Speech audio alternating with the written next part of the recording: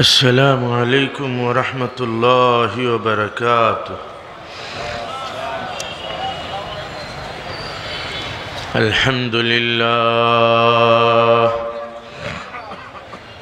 अल्हम्दुलिल्लाह नहमदुहु व नस्तईनुहु व नस्तगफिरुह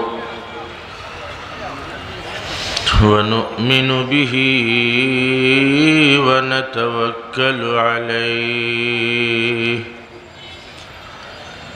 व नऊज़ु बिल्लाहि मिन शुरूरि अनफुसिना व मिन सय्यिआति अअमालिना।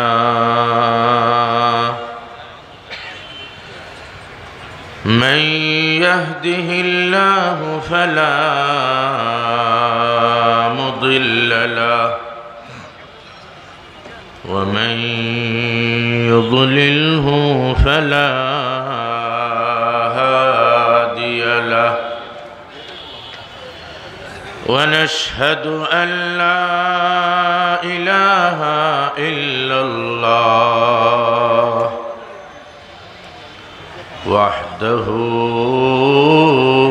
ला शरीक लहु व नशहदु अन्न सय्यिदना व मौलाना मुहम्मदन अब्दुहु व रसूलुहु सल्लल्लाहु तआला अलैहि व अला आलिहि व अस्हाबिहि व सल्लम। अम्मा बअद फअऊज़ु बिल्लाहि मिनश शैतानिर रजीम। बिस्मिल्लाहिर रहमानिर रहीम।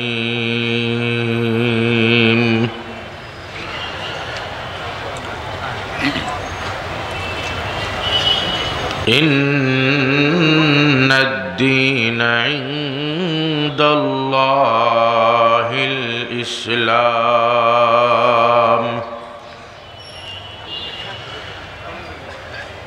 बारकल्लाहु लना व लकुम फिल कुरआनिल अज़ीम व नफ़अना व इय्याकुम बिल आयाति वज़्ज़िक्रिल हकीम। नहायत काबिल एहतराम जनाब सदर मोहतरम इस्लामी आंदोलनेर अग्रसैनिक हजरत मौलाना रज़ाउल करीम जालाली साहेब, विचक्षण परिचालक, उपस्थित हजरात उलमाए केराम, श्रद्धा मुरब्बियान, যুবক ভাইরা, পর্দার আড়ালে শ্রবণরত মা বোনেরা সহ সর্বস্তরের জনতা, আল কোরআন ফাউন্ডেশন কর্তৃক আয়োজিত আজকের এই মুবারক মাহফিলে আল্লাহ রাব্বুল আলামিন আমাদেরকে সমবেত হওয়ার তৌফিক দান করেছেন। তাই আল্লাহর কৃতজ্ঞতায় সব দিল খুলে মহব্বতের সাথে আওয়াজ তুলে একসাথে সব বলে আলহামদুলিল্লাহ। হাজরিনে কেরাম, আজকের এই মাহফিল এক ব্যতিক্রম মাহফিল, মুবারক মাহফিল।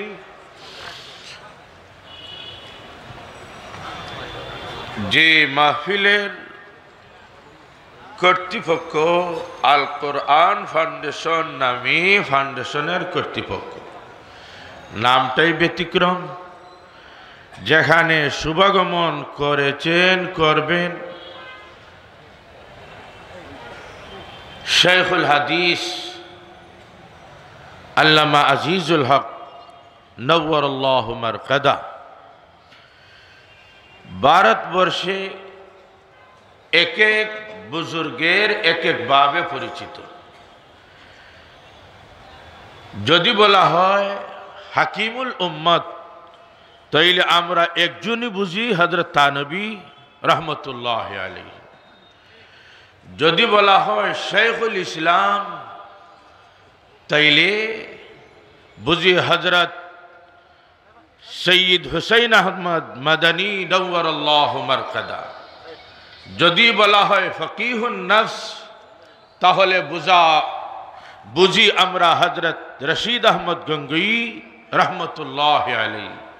যদি বলা হয় হাকিমুল ইসলাম, তাইলে বুঝি আমরা হযরত কারি তৈয়ব সাহেব রহমতুল্লাহ আলাইহি। যদি বলা হয় হুজ্জাতুল্লাহ ফিল আরদ, তাইলে বুঝি আমরা হযরত কাসিম নানতবী রহমতুল্লাহ আলাইহি। এইভাবে যদি বলা হয় ভারতবর্ষে শেখুল হাদিস, তাইলে সাবেক হলেন হযরত জাকারিয়া রহমতুল্লাহ আলাইহি। আর এরপরে বাংলাদেশে শেখুল হাদিস বলতে বুঝি হযরত আল্লামা আজিজুল হক রহমতুল্লাহ আলাইহি। এই শেখুল হাদিস আল্লামা আজিজুল হক নওয়ারাল্লাহু মারকাদা, তারি দুই যোগ্য সন্তান করিম ইবনুল করিম, অলি ইবনুল অলি, বাংলার সিংহপুরুষ। এইভাবে আরো অনেক উপাধিতে ভূষিত। যদি আরো যোগ করা হয়, তাহলে এই দুই ছেলের মধ্যে আল্লাহ কি রেখেছেন আর ভবিষ্যতে কি হবে, আমাদের অনেক উপাধির দ্বারাও তাদের যোগ্যতাকে প্রকাশ করার মতো নয়। আল্লাহ যেন জাতির কাঙ্ক্ষিত লক্ষ্যে এই সূর্য সৈনিক দুইজনকে এই পর্যায়ে আল্লাহ পৌঁছে দেন। প্রাণ খুলে আওয়াজ তুলে সব একসাথে বড় আওয়াজে বলে আমিন। ওনারা উপস্থিত হয়ে গেছেন বলল চলে, মাহফিলে উপস্থিত হন নাই। যথাস্থানে রয়েছেন, যথা সময়ে এসে উপস্থিত হবেন।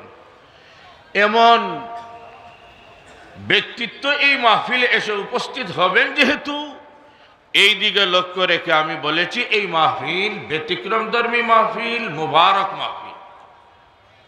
এই মাহফিলে আসার জন্য আমার ভাই হাফিজ কয়েস সাহেবের কাছ থেকে এই আসার উঠার আগেই শুনলাম আম্মাকে আইসিইউতে রেখে দুইজন এসেছেন। ওয়াদার গুরুত্ব কতটুকু, জাতির প্রতি দরদ কতটুকু, কোরআনের প্রতি মহব্বত কতটুকু, এইভাবে আল কোরআন ফাউন্ডেশন বা আমরা এখানে যোগ করতে পারি সিলেটবাসীর প্রতি মহব্বত গুরুত্ব কতটুকু। যদি এমন হয় তার আমাদের জন্য এতটুকু করেন, তাইলে আমরাও প্রাণ খুলে ভালোবাসা দিয়ে তাদেরকে বরণ করে তাদের লক্ষ্যস্থলে পৌঁছতে আমাদের নিজ নিজ অবস্থান করে যথাসাধ্য সর্বাত্মক চেষ্টা করব। এই ক্ষেত্রে সব আমরা প্রস্তুত আছি ইনশাআল্লাহ। হাজিরিন কেরাম, মাহফিল যখন বড় হয়, যোগ্যতা সম্পন্ন মানুষ যখন বেশি হয়, তখন ছোট যারা এরা একটা সমস্যা সৃষ্টি হয়। কথা বলবো কিভাবে বলবো, কতটুকু বলবো, এইভাবে অনেক প্রশ্ন এদের মনে চাপ দিয়ে বসে। আর চাপা মন দিয়ে উন্মুক্ত কথা বলা এটা কখনো সম্ভব হয় না। বলেন না ঠিক না? বয়ান কত সময় করব? যখন এই দুই সূর্য সৈনিক আর যত সময় আসবেন না তত সময়। এর নাম কত সময়? তাইলে আমার কথা শুরু কোথায়, মধ্যম কোথায়, আর শেষ হবে কোথায়, এটা নিয়ে তো প্রথম সমস্যা। বলেন না ঠিক না? এরপরে এরা বলবেন কত উচ্চাঙ্গের কথা, আমি কি বলবো, শ্রোতাদেরকে কিভাবে বুঝাইবো, বুঝ দিব। যাই হোক, এই সমস্ত কথা বললে তো সারা হয়ে যাবে টাইম পাসের কথা। যদি আপনারা মনে করেন যে একটু সময় কষ্ট করে বসবো আর ভালো খাবার পরে আসবে তখন খাবো, একটু খানা যদি আগে খারাপ হয় তাইলে ভালো খানার গুরুত্বটা ভালোভাবে প্রকাশ পাবে। হামা সবে সবে কদর বুদে, সবে কদর বেকদর বুদে। সব রাত যদি সবে কদর হয়ে যায় তাইলে বলেন সবে কদরের আর কোনো গুরুত্ব থাকবে? সব দিন স্বাধীনতার দিন, সব দিন বিজয়ের দিন, স্বাধীনতার দিনের বিজয়ের দিনের কোনো গুরুত্ব থাকবে না, বলেন না ঠিক কিনা? এজন্য কিছু হুজুর যদি খারাপ কোয়ালিটির দিক দিয়ে দুর্বল হন আর এরা কথা বলেন, তাইলে শিক্ষা যদি আর কিছু নাও নিতে পারে তাইলে এতটুকু শিক্ষা নিব যে এই লোকটা যেভাবে কথা বলে, এই লোকটা যেভাবে উপস্থাপনা করে, তার থেকে শিখলাম যে এইভাবে নোংরা পদ্ধতিতে আমি কথাও বলবো না, উপস্থাপনা করব না। এইটা তো একটা শিক্ষা হলো কমপক্ষে। হযরত সাদি রহমতুল্লাহ আলাইহি, শেখ সাদি, ওনাকে প্রশ্ন করা হলো আদব শিখলেন হুজুর কোথার থেকে? উনি জবাবে বলেন আমি আদব শিখেছি বেয়াদবের কাছ থেকে। বেয়াদব একটা কাজ করি, দেখতে কি না লাগে, আমি মনে মনে সিদ্ধান্ত নিলাম এই বেয়াদবের মতো কাজ আর আমি করব না। আমার কাছ থেকে আপনারা শিক্ষণীয় কিছু নিতে পারবেন এই সুযোগ নাই। এইটা নেওয়া সম্ভব যে এই একটা বেবাট আনফিট এর মতো স্টেজও বইয়া কথা কইতাম নাই, এটা একটা শিক্ষা নিতে হবে। তাইলে কিছু সময় একটু কষ্ট করে গ্রহণ করি আর আত্মা বারবানি যাব কর, একটু মহব্বতের সাথে জিকির করি লা ইলাহা ইল্লাল্লাহ, লা ইলাহা ইল্লাল্লাহ, লা ইলাহা ইল্লাল্লাহ, লা ইলাহা ইল্লাল্লাহ, লা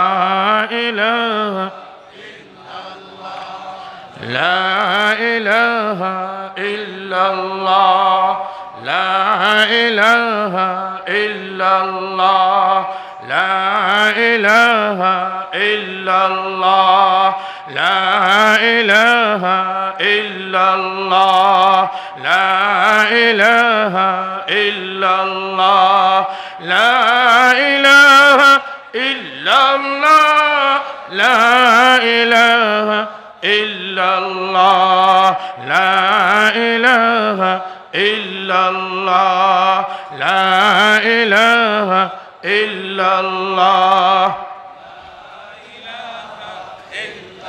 وضع الله أمام العرش عمودا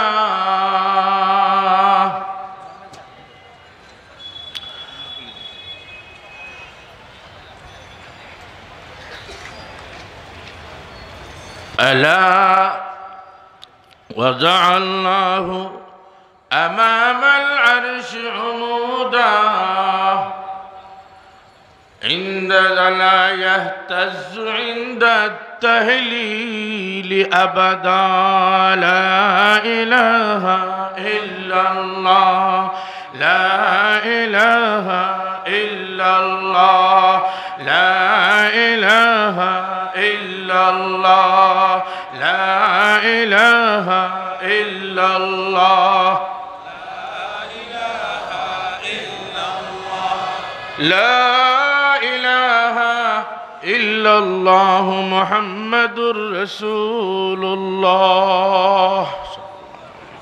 হাজিরিন কেরাম, আমি আপনাদের সামনে কালামে পাক থেকে এক আয়াত তিলাওয়াত করেছি, যে আয়াতের অর্থ হলো নিশ্চয়ই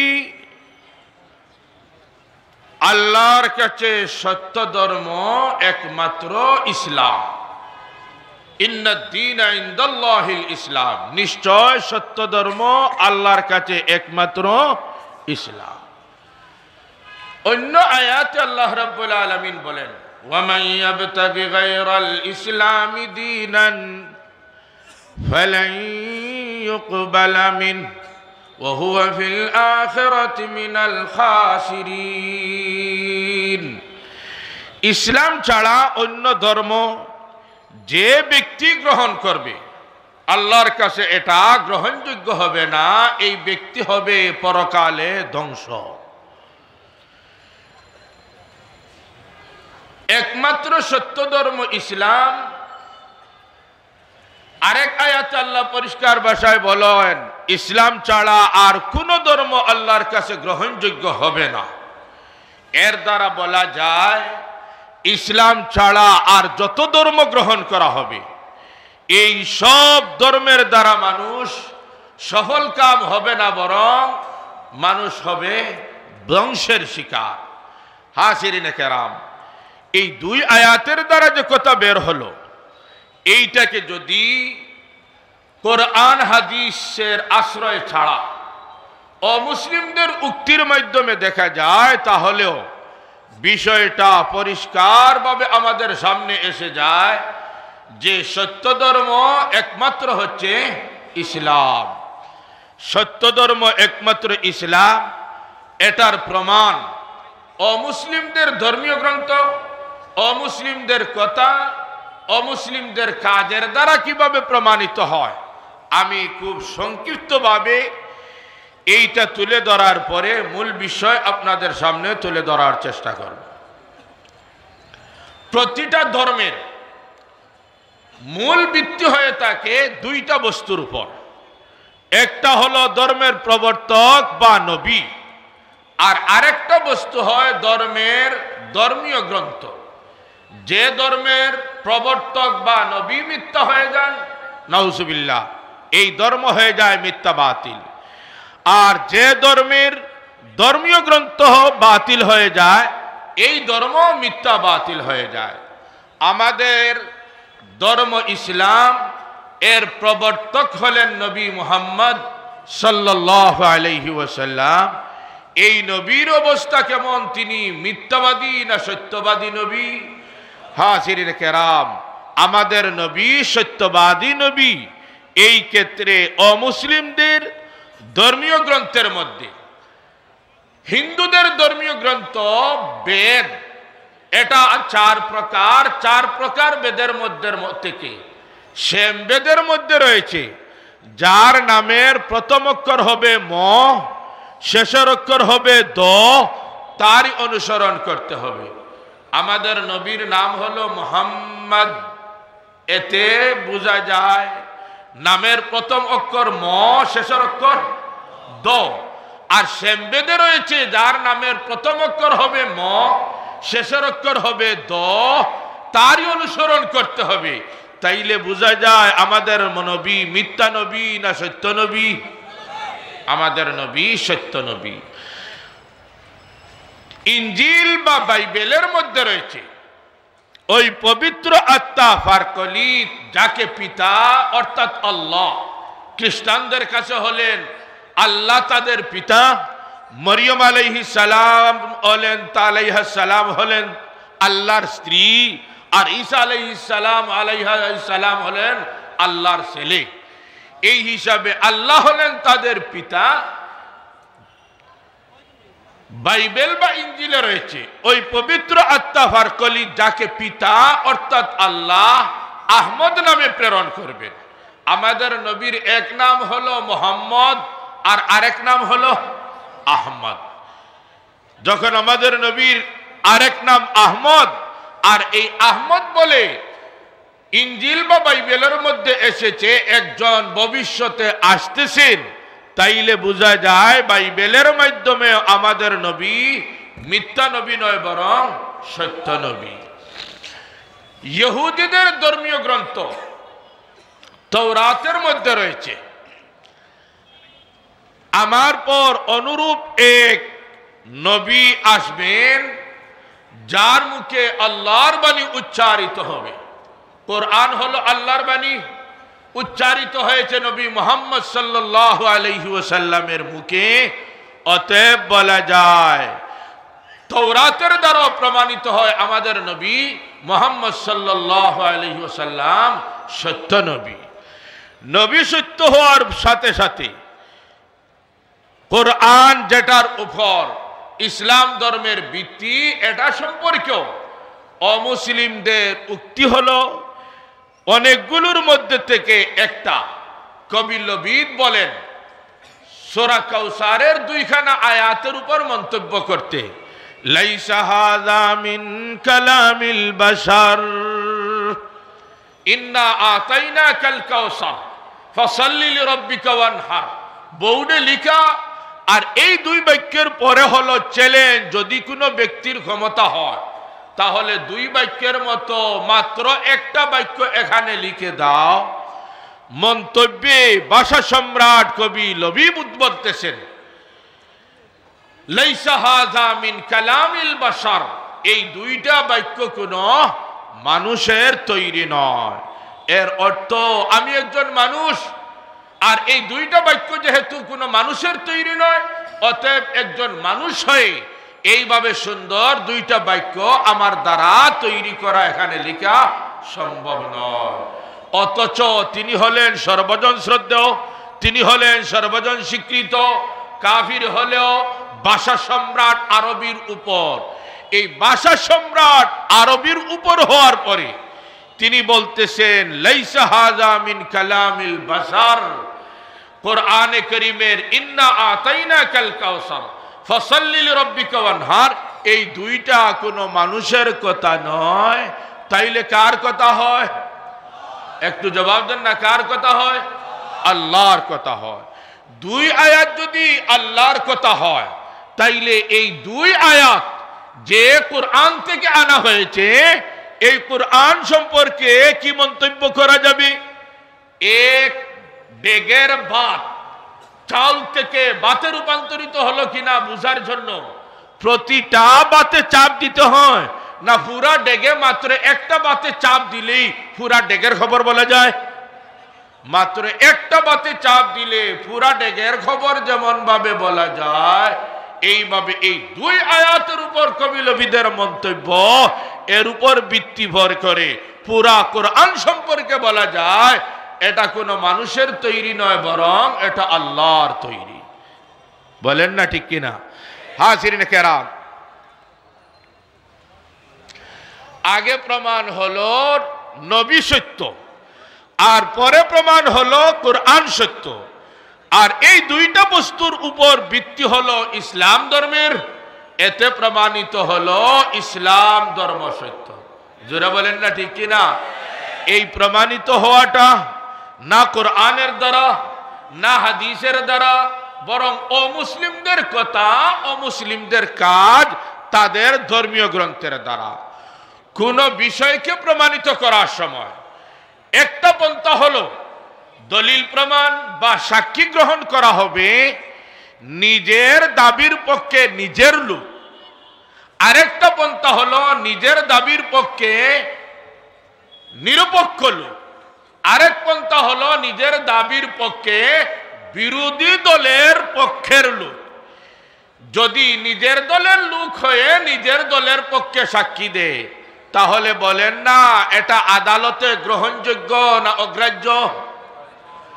আন্তর্জাতিক আদালত বলেন, গ্রাম্য আদালত বলেন, জাতীয় আদালত বলেন, সব জায়গার নিয়ম হলো নিজের দলের লোক আর নিজের দলের পক্ষে সাক্ষী দেয়, এটা গ্রহণযোগ্য নয় বরং অগ্রাহ্য। নিরপেক্ষ যদি লোক হয় আর সাক্ষী দেয়, তাহলে এটা সব জায়গায় গ্রহণযোগ্য। আর বিরোধী দলের লোক যদি সাক্ষী দেয়, তাহলে এটা গ্রহণযোগ্য তুলনামূলক নিরপেক্ষ সাক্ষী থেকে আরো শক্তিশালী, আরো গাঢ়। ইসলাম ধর্ম সত্য, এটার সাক্ষী, এটার প্রমাণ পাওয়া গেল অমুসলিমদের ধর্মীয় গ্রন্থে, এটার প্রমাণ পাওয়া গেল অমুসলিমদের কথার মধ্যে, এটার প্রমাণ পাওয়া গেল অমুসলিমদের কাজের মধ্যে। তাইলে ইসলাম ধর্ম সত্য বলে প্রমাণিত হওয়া এটা শুধু মুসলমানের দাবি নয়, বরং এটা বিরোধী দলের সাক্ষীর দ্বারাও প্রমাণিত হয়। সত্য ধর্ম হলো একমাত্র। এই সত্য ধর্ম ইসলাম হওয়ার সাথে সাথে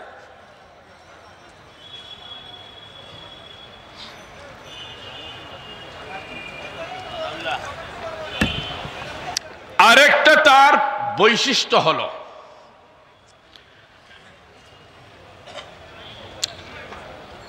এটা এত ব্যাপক যে একজন মানুষের জন্মের শুরু থেকে নিয়ে শেষ পর্যন্ত সব সমস্যার সমাধান দিতে পারে ইসলাম। এই ক্ষেত্রে কবি রবীন্দ্রনাথ ঠাকুরকে প্রশ্ন করা হয়েছিল যে পণ্ডিতজি, আপনারা আপনাদের ধর্মের আলোকে রাষ্ট্র পরিচালনা করবেন, এই চেষ্টা কেন করেন না? এই প্রশ্ন করা হয়েছে বিশ্বনন্দিত কবি রবীন্দ্রনাথ ঠাকুরকে। প্রশ্ন করেছেন কি, এটা আমার পাঠ্যপঠিত বইতে এই নাম আসে নাই, কিন্তু এই নামটা এসেছে আমার একজন উস্তাদের কাছ থেকে। তিনি নাম বলেছেন যে এই প্রশ্ন করেছেন হযরত মাওলানা সলমান নদভী। হযরত মাওলানা সলমান নদভী প্রশ্ন করেছেন রবীন্দ্রনাথ ঠাকুরকে যে ইসলাম ধর্ম দাবি করে রাষ্ট্র পরিচালনা করবে, তার আলোকে হিন্দু লোকরা তাদের ধর্মের আলোকে রাষ্ট্র পরিচালনা করবে, এই দাবি কেন করে না? এর জবাবে বিশ্বনন্দিত কবি অমুসলিম হিন্দু তিনি বলতেছেন যে ইসলাম ধর্মের মধ্যে একজন ব্যক্তি এমন অতিবাহিত হয়েছেন যিনি ইসলাম ধর্মের প্রতিটি বিষয়কে কথায় এবং কাজে এমন সামনে পেশ করেছেন মানব জাতির যে এই ধর্মের আলোকে রাষ্ট্র পরিচালনা করা এটা সম্ভব। ইসলাম সম্পর্কে এই মন্তব্য করার পরে বলতেছেন হিন্দু ধর্মের মধ্যে এমন কোন লোক অতিবাহিত হন নাই যে কথায় এবং কাজে ব্যক্তি জীবন থেকে আন্তর্জাতিক জীবন পর্যন্ত কিভাবে পরিচালনা করা হবে এমন দেখানো হয় নাই, কেউ দেখাইতে পারে নাই। এজন্য হিন্দু ধর্মের আলোকে রাষ্ট্র পরিচালনা করা সম্ভব নয়। হাজিরিনে কেরাম, এটা মুসলমানের কথা না অমুসলিমের কথা? হিন্দুর কথা।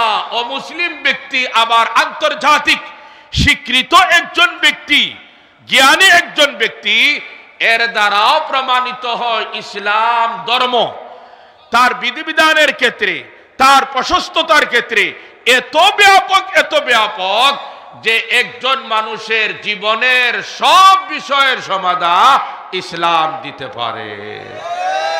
আল্লাহ বলেছেন আল-ইয়াওমা আকমালতু লাকুম দীনাকুম ওয়া আতমামতু আলাইকুম নি'মাতি ওয়া রাদিতু লাকুমুল ইসলাম দীনা। আমি দ্বীনকে পরিপূর্ণ করে দিয়েছি। নখ কাটা হবে কিভাবে? ইসলামে নাই না আছে। চুল কাটা হবে কিভাবে? ইসলামে নাই না আছে। টয়লেটে ঢুকা হবে কিভাবে? ইসলামে নাই না আছে। লেবাস পরিধান করা হবে কিভাবে? ইসলামে নাই না আছে। এইভাবে যে কোনো বিষয় প্রশ্ন করেন, সর্ববিষয়ের সমাধান ইসলামে নাই না আছে। সর্ববিষয়ের সমাধান ইসলামের মধ্যে রয়েছে। হাজিরিনে কেরাম, তাইলে এটা গর্বের বিষয় মুসলমানের জন্য না লজ্জার বিষয়? হলে জবাবটা দিলে না। মুসলমানদের জন্য এটা লজ্জার বিষয় না গর্বের বিষয়? গর্বের বিষয়। শুধু মুখে বলবো না কাজেও প্রকাশ করব? যদি সব সমস্যার সমাধান ইসলাম দিতে পারে, সব বিষয়ে ইসলাম সমাধান মতো যোগ্যতা রাখে, আর আমরা ইসলাম ধর্মের অনুসারী হই, তাহলে এটা লজ্জার বিষয় নয়, বরং এটা গর্বের বিষয়। আমরা মুখে বলবো গর্বের সাথে আমরা মুসলমান। ওয়ামান আহসানু কাওলাম মিম্মান দাআ ইলাল্লাহি ওয়া আমিলা সালিহা ওয়া ক্বালা ইন্নানি মিনাল মুসলিমিন। গর্বের সাথে মুখে প্রকাশ করব আমি মুসলমান, অন্য কোনো ধর্মানুসারী নয়, আমি হিন্দু নয়, আমি খ্রিস্টান নয়, আমি বৌদ্ধ নয়, আমি ইহুদি নয়, আমি নাস্তিক নয়, আমি মুরতাদ নয়। গর্বের সাথে আমি বলবো আমি কি? এটা মুখে যেমন বলবো কাজেও তা প্রকাশ করব গর্বের সাথে। না খালি মুখে হইতাম, যদি মুখে যদি না বলি কাজে গর্বের সাথে প্রকাশ করি, তাইলে মুসল্লি হয়ে নামাজে ঢুকলাম মসজিদে, মাথায় টুপি,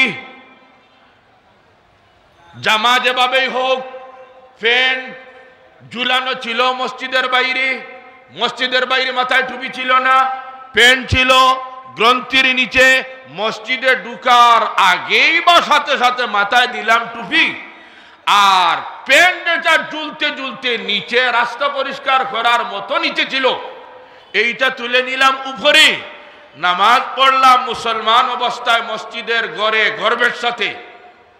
মসজিদ থেকে বের হওয়ার সাথে সাথেই টুপি মাথা থেকে পকেটে, মাটিটা নানি কিতাব বোঝা গেল মসজিদও ঠিক আছে, কিন্তু টুপি নিয়ে যদি বাইরে যাই তাইলে এটা লজ্জার বিষয়। লজ্জা মনে করার কারণেই তো পকেটে ঢুকাইলাম। ইসলাম গ্রহণ করে আমি মুসলমান, গর্বের সাথে মুখে প্রকাশ করব, কাজের মাধ্যমেও তা প্রকাশ করব। মসজিদে ঢুকার সময় মাথায় টুপি থাকবে, মসজিদে অবস্থানকালে মাথায় টুপি থাকবে, বাইরে বের হওয়ার পরেও পকেটে থাকবে না, বরং থাকবে, হলে জবটা দিরা না, কোথায় থাকবে? মাথায় থাকবে। ঝুলিয়ে গেল পেন নিচে, নামাজের সময় উঠাইলাম, মসজিদে থাকা অবস্থায় অথবা বের হওয়ার সাথে সাথে আবার পেন ঝুলিয়ে দিলাম গ্রন্থির নিচে। বোঝা গেল উঠানোর মধ্যে লজ্জার বিষয়, ঝুলিয়ে রাখলে গর্বের বিষয়। এজন্য সমাজে আমি কাটা পড়ে যাব, অবহেলিত হয়ে যাব, তিরস্কৃত হয়ে যাব, সমালোচিত হয়ে যাব, আমি ঘৃণিত হয়ে যাব, সবার কাছে অগ্রাহ্য হয়ে যাব। এজন্য লজ্জা লাগতেছে, এখন পেন আর উপরে রাখা যায় না, পেন এখন আবার ঝুলিয়ে দিব। যদিও মুসলমান হওয়া মুখে বলতেছি গর্বের বিষয়, পেন যখনই আমি নিচে নামাইলাম তখন প্রমাণ হয় আমি মুসলমান অবস্থায় আমার জীবন পরিচালনা করাকে লজ্জার বিষয় মনে করি। জোরে বলেন না ঠিক কি ঠিক না? বাইরে থাকবো মুসলমান অবস্থায়, মসজিদের ভিতরে থাকবো মুসলমান অবস্থায়। এইভাবে কোনো একটা জায়গা, কোনো একটা সময়, কোনো একটা অবস্থা এমন আমার জীবন থেকে বের করব না যে আমি মুসলমান নয়। মুখে গর্বের সাথে মুসলমান, কর্মে হব গর্বের সাথে আমি মুসলমান। সব জায়গায়, সব সময়, সব অবস্থায় থাকবো আমি মুসলমান। ব্যবসায় গেলে আমি মুসলমান, এইভাবে চাকরিতে গেলে আমি মুসলমান, এইভাবে নেতৃত্বে গেলে আমি মুসলমান, এইভাবে কর্মী হলে আমি মুসলমান, চিকিৎসক হলে আমি মুসলমান, ইঞ্জিনিয়ার হলে আমি মুসলমান, প্রফেসর হলে আমি মুসলমান, পাইলট হলে আমি মুসলমান, ড্রাইভার হলে আমি মুসলমান। এক কথায় জীবনের কোনো জায়গা নাই, জীবনের কোনো অবস্থা নাই, জীবনের কোনো সময় নাই যেখানে আমি মুসলমান অবস্থায় থাকব না, বরং জীবনের সব জায়গায়, সব সময়, সব অবস্থায় থাকব আমি মুসলমান। হাজিরিনে কেরাম, সবসময় মুসলমান থাকব। একমাত্র সত্য ধর্ম ইসলাম, প্রশস্ততা, সব সমস্যার সমাধান ইসলাম দিতে পারে। আমি এটাকে গর্বের সাথে কথায় কাজে, জাহিরি বাতিনি সব ক্ষেত্রে গ্রহণ করব। এখন যদি এই হয় আমার জীবনের অবস্থা, তাহলে সব জায়গায়, সব সময়, সব অবস্থায় আমার জীবন যদি পরিচালিত হয় মুসলমানি অবস্থায়, তাহলে মৃত্যু যখন ঘটবে তখন আমার মৃত্যু ঘটবে কোন অবস্থায়? সবে জবাব দিলে না। কোন অবস্থায়? মুসলমান অবস্থায়। আর আল্লাহ বলেন, হে আমার ইমানদার বান্দারা শোনো, দিয়েছি মানুষ অবস্থায়, তবে মৃত্যুর সময় তোমার মধ্যে একটা মাত্র বৈশিষ্ট্য আমি পেতে চাই, আর এটার নাম হলো মুসলমানি। তোমার মৃত্যু ঘটে যেন মুসলমান অবস্থায়, আমি এই বৈশিষ্ট্য তোমার মধ্যে দেখতে চাই। ওয়ালা তামুতুন্না ইল্লা ওয়া আনতুম মুসলিমুন। এখন যদি আমার জীবনের সব অবস্থা মুসলমানের ভিতরে থাকে, মসজিদে গেলে আমি মুসলমান, টয়লেটে গেলেও আমি মুসলমান, সংসদে গেলেও আমি মুসলমান, সব সময় ইসলামের ভিতরে থাকি, তাহলে মৃত্যুও ঘটবে মুসলমান অবস্থায়। যেটা আমার কাছে আল্লাহ চান মৃত্যুর সময় মুসলমান অবস্থায় মৃত্যুবরণ করব, এই অবস্থায় মৃত্যু ঘটবি। আর হাদিসে এসেছে যে অবস্থায় তোমার মৃত্যু ঘটবে, হাসরের ময়দানে তোমাকে সেই অবস্থায় উঠানো হবে। আমরা জীবনের সর্বক্ষেত্রে মুসলমান অবস্থায় অতিবাহিত করব। মুখে ইসলামকে গর্বের সাথে গ্রহণ করব, গর্বের সাথে সর্ব জায়গায় ইসলামের এই বিষয়কে গর্বের সাথে প্রকাশ করব। আমি এটা গ্রহণ করার সাথে সাথে আমার ঘরে এটা ফিট করব। জবাব দিলে না? ঘরে ফিট করব, এলাকায় ফিট করব, ওয়ার্ডে ফিট করব, সিটিতে ফিট করব। এইভাবে বাড়তে বাড়তে দেশের সব জায়গায় ইসলামকে ফিট করার চেষ্টা করব। কে প্রস্তুত আছে? আল্লাহ সবাত্রে কবুল ফরমাও, আল্লাহ সবাত্রে কবুল ফরমাও, আল্লাহ সবাত্রে কবুল ফরমাও। আমার কথা মাত্র কয়েক মিনিটের ভিতরে শেষ করলি, তোমার হাত খান নামাইনি। হাসিরিনে কেরাম, কোন জায়গাত ইসলাম ছাড়তাম না। এখন যদি আল কোরআন ফাউন্ডেশন যে কোনো কারণবশত একটা বাজেট তৈরি করে, এইভাবে প্রতি বছর আমরা মাহফিল করব,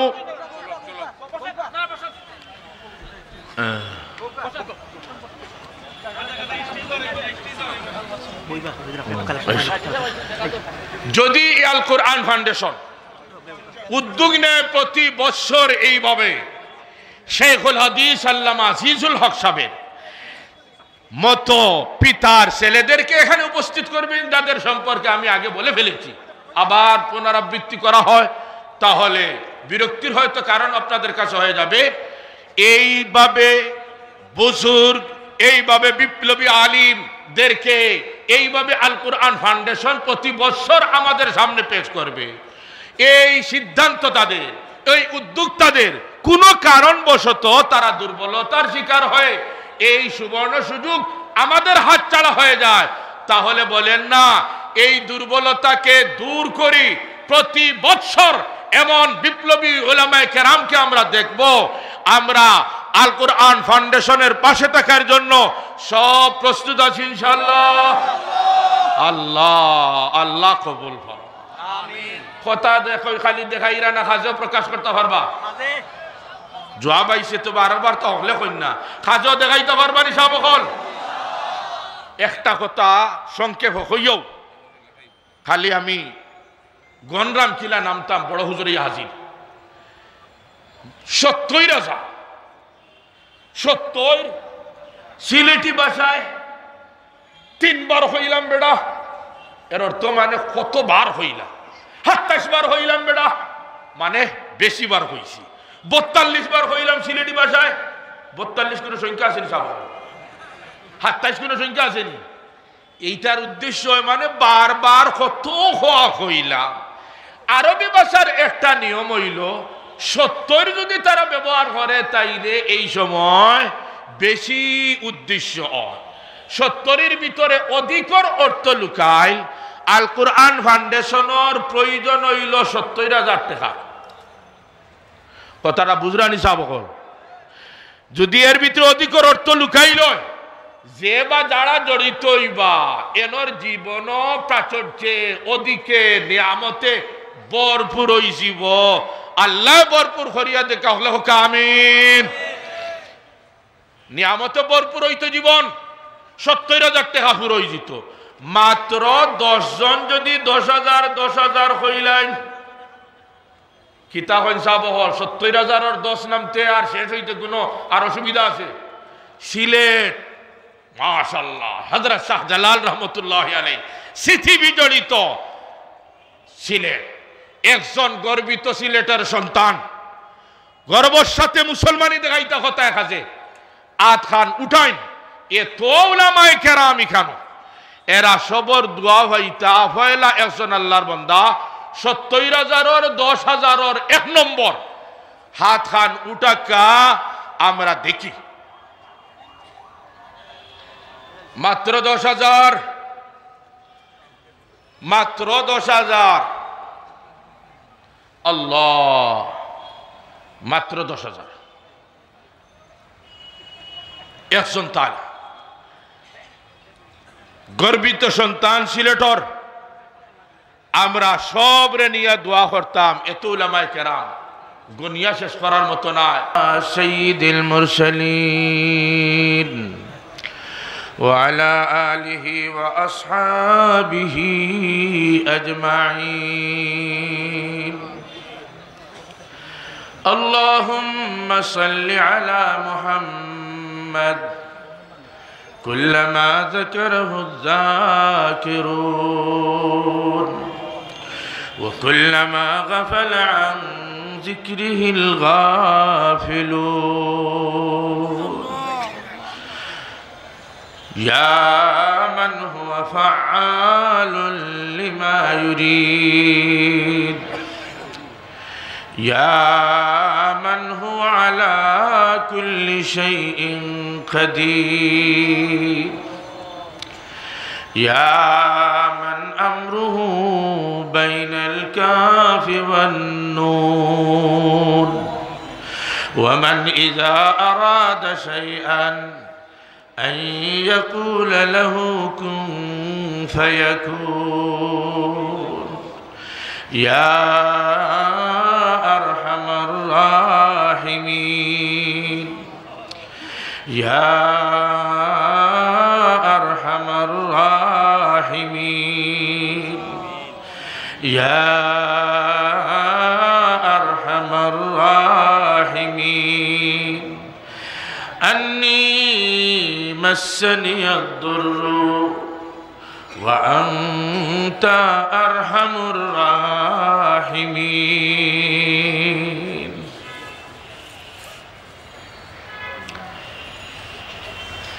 يا أرحم الراحمين. أني مسني الضر وأنت أرحم الراحمين. ও দয়ার আল্লাহ, কোন গোলামে 3 বার আপনার আরহামুর রাহিমিন হইয়া যদি ডাক দিলায়, আপনি মওলাই বুঝি সাথে সাথে গোলামর ডাকর সাড়া দিলাও। আপনি মওলাই বুঝি সাথে সাথে গোলামর দিকে চাইয়া থাকো। ও দয়ার আল্লাহ, বার বার আপনার আরহামুর রাহিমিন হইয়া ডাকিয়া আমরা বুঝিয়ার আমরার ডাকে সাড়া দেওয়ার মতো নাই। আমরা বুঝিয়ার আমরার ডাকে সাড়া দিয়া আমরার দিকে চাইলে বালা লাগার মতো নাই। কারণ আমরার চেহারায় গুনার ময়লা লাগাই, আমরার হাতে গুনার ময়লা লাগাই, আমরার দিলে গুনার ময়লা লাগাই। কিন্তু দয়ার আল্লাহ, আপনি মওলা ছাড়ানো আমরার আর খেও না। ভালো হইল আমরা তোমার, খারাপ হইল আমরা তোমার, আকলমন্দ হইল আমরা তোমার, পাগল ছাগল হইল আমরা তোমার। দয়ার আল্লাহ, কত পাগল আমরা রাস্তাঘাটে দেখছি, রইদে মেঘে ভিজে রইদে শুকায়, সড়কর ফেট তরতরাইয়া খাফি খাফি রাইত খাটা, খেয়ে হাত ধরে না, বাড়ি ঘর লাগায় না। আল্লাহ, এমন পাগল রে তার মায় তার বাবায় বলুন না। অস্থির হইয়া ঘর থাকি বারণ, যারে ফাইন তারে জিকাইন। আমরা এইভাবে পাগল ভুয়াগু তারে খেয়েও দেখছো নি রে বা। আল্লাহ, পাগল রে সবে বলিয়া ফেলাইয়া রাখলো, তার মা বাপে বলিয়া ফেলাইয়া রাখতে পারলে না। তুমি মাওলা আরহামুর রাহিমিন, আমরা তোমার গোলাম হল, গুনার কারণে কিলামরারে ভুলতায়, আমরার গুনার ময়লা দেখিয়া কিলামরারে হালত ফেলাইয়া রাখতায়। আল্লাহ যা অপরাধ করছি সব স্বীকার করিয়া তোমার কুদরতর ভাও ফলিয়া আল্লাহ আমরা বুড়াইতে মাফসাইয়ার, আমরা জোয়ান হলে মাফসাইয়ার, আমরা সব তোমার কুদরতর ভাও ফলিয়া মাফসাইয়ার। আল্লাহ রহমতর দরওয়াজা খান খুলিলাও, একবার তা গুলাম অখলর বাইসাইলাও, বেজার চেহারা খানান দেখিলাও, খালি হাত খানান দেখিলাও, জলা দিল খানান দেখিলাও, গিন্না লাগে সাইয়া নজর খান না ফিরাইয়া মাহফিল রহমতর বৃষ্টি ঢালি দেও, রহমতর ফানি দিয়া দইয়া আমরা আজকে গুনাহ থাকি পাক সাফ করিলাও। আয় আল্লাহ ইয়া আরহামার রাহিমিন, দয়া মেহরবানি দিয়া আজকের আয়োজনের ভুল ত্রুটি খানাইন মাফ করিলাও। আয় আল্লাহ সারা মেহনত করইল তুমি কবুল করলাই না, সব বেকার অনর্থক হয়েছি ভাইয়া আল্লাহ। এখলাস দিয়ে আমরার দিল রে ভরিয়া দেও, তাকওয়া দিয়ে আমরার দিল রে ভরিয়া দেও, সবর শুকর দিয়ে আমরার দিল রে ভরিয়া দেও, সব আখলাকে হামিদা দ্বারা আমরার দিল রে ভরিয়া দেও, সব বদ আখলাকে তাকি আমরা দিল রে পাক ফরমাও। আয় আল্লাহ তোমার দয়া মেহরবানি দিয়া এই মাহফিল না খান রে কবুল ফরমাও। আল্লাহ সব খানান সোনার মদিনা হাদিয়া স্বরূপ পৌঁছাইয়া দেও, সমস্ত আম্বিয়া কেরামর রূহ পৌঁছাইয়া দেও, সিদ্দিকিন সুহাদা সালেহিন আখলার রূহ পৌঁছাইয়া দেও। ইয়া আল্লাহ সাহাবায়ে কেরাম তাবিন তবে তাবিইনর রূহ পৌঁছাইয়া দাও। আল্লাহ মুহাদ্দিসিন মুজতাহিদিন মুফাসসিরিন तमाम আকাবির আসলাফর রূহ সাবরে পৌঁছাইয়া দেও। আমরা সবর সব মুর্দেগানর রূহ সাবরে পৌঁছাইয়া দেও। আয় আল্লাহর রসিলে আমরা দুনিয়া আখিরাতে সুন্দর করিয়া দেও। আমরারে জীবনের সর্বক্ষেত্রে ইসলাম পালন করনে ওয়ালা বানাও। মুসলমান অবস্থায় আমরারে রাখিও, মুসলমান অবস্থায় আমরারে মৃত্যু দিও। খবরও আমরারে বলিও না, মিজানও আমরারে বলিও না, ফুলসিরাতও আমরারে বলিও না। দুনিয়া আখিরাতের কোন গাট আল্লাহ আমরারে একা ছাড়িও না। দুনিয়া আখিরাতের সব বালাইর দ্বারা আমরারে মালামাল ফরমাও, সব বুরাই থেকে আমরারে হেফাজত ফরমাও। আল্লাহ দাতা হলর দান রে কবুল ফরমাও, উত্তম প্রতিদান দুনিয়া আখিরাত দান ফরমাও। নিয়ামত দিয়া জীবন রে ভরপুর করিয়া দেও। আল কোরআন ফাউন্ডেশন রে কবুল করিয়া আয় আল্লাহ দেশ ও জাতির সেবায় আরো বড় ভূমিকা রাখার তৌফিক দান কর। কর্তৃপক্ষরে উত্তম প্রতিদান আর ফয়সালা ফরমাও। হযরত শেখুল হাদিস আয় আল্লাহ এইভাবে আমরার আকাবির আসলাফ হযরত প্রিন্সিপাল সাহেব আয় আরহামার রাহিমিন, হযরত আমকুনি সাহেব, হযরত বারকুটি সাহেব, হযরত গৌরপুরি সাহেব, হযরত কৌলিয়া সাহেব, ইয়া আল্লাহ तमाम আকাবির আসলাফের দরজারে বুলন্দ ফরমাও। ইয়া আল্লাহ জীবিত শেখুল ইসলাম হযরত হাটাজারি, হযরত মাওলানা আশরাফ আলী, হযরত মাওলানা জুবায়ের আহমদ আনসারী অসুস্থ, আরো যত অসুস্থ ক্লিনিক হাসপাতালে সবরে সুস্থতার নিয়ামত দিয়া মালামাল ফরমাও। জাহিরি বাতিনি সব নিয়ামত দিয়া আমরা দুনিয়া আখিরাতের উজালা ফরমাও। ইয়া আল্লাহ সব কিছু আপনি মওলার হাওয়ালা করলাম। যা কইছি শুনছ মওলা কইছি না দিল আছে, দিল নাই প্রয়োজন আছে, সব তুমি মওলার হাওয়ালা করলাম। আল্লাহ আপনি আমরার মওলা জিম্মেদার বনি যাও। সাল্লাল্লাহু তাআলা ওয়া রাহমানা বিরহমাতিহি।